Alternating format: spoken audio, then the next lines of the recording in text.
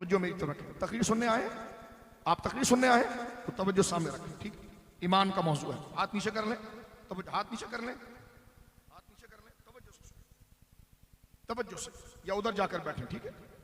ये सियासी जलसा नहीं है पतंग मतंग का, ये सरकार के मिलाद का जलसा, बिल्कुल तवज्जो के साथ। और ईमान का मसला है, कुछ लेने के लिए आप आए, इधर उधर देखना है, उधर तशरीफ ले जाएं, लेकिन जितना, क्योंकि हमारा भी कॉन्सेंट्रेट, क्योंकि इंतहाई मुखलिस होकर बात करनी पड़ती है, हम भी इंसान हैं, जज्बात रखते हैं, बड़ी संजीदगी के साथ। हमारे बदन पर ही अगर वो जिक्र का वकार और उसकी अहमियत नहीं आएगी तो दिल में क्या चीज आएगी।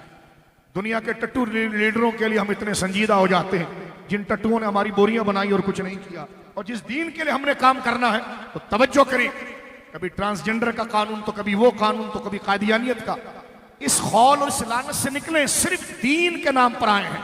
और बात वही होगी कि मिलाद का जलसा है, बात वही होगी जिसको शरीयत जायज रखेगी, किसी का धौंस किसी का जबर नहीं होगा, क्योंकि बात ईमान की है। बोलो सुभान अल्लाह। सिक्का सिर्फ आमिना के लाल का चलता है, बोलो सुभान अल्लाह। ताजदारे खत्म नबूवत, बस उसी की बादशाही है, उसी नबी की बादशाही है। जो उनका वफादार है वो हमारा लीडर है, जो उनके मिशन का गद्दार है वो कोई भी डॉन हो हमारे पांव की जूती है। इसलिए कि हम मिलाद के लिए आए हैं, अगर उनको भी साथ में लेकर आ गए तो दिल जब कचरे से भरा होगा तो हुजूर कैसे आएंगे। उन कचरों को जूतों की जगह पर फेंकिए और दिल खुदा का बना कर आइए, फिर पता चलेगा कि मिलाद बंदे के दिल को मदीना और उसकी आखिरत को जन्नत कैसे करता है।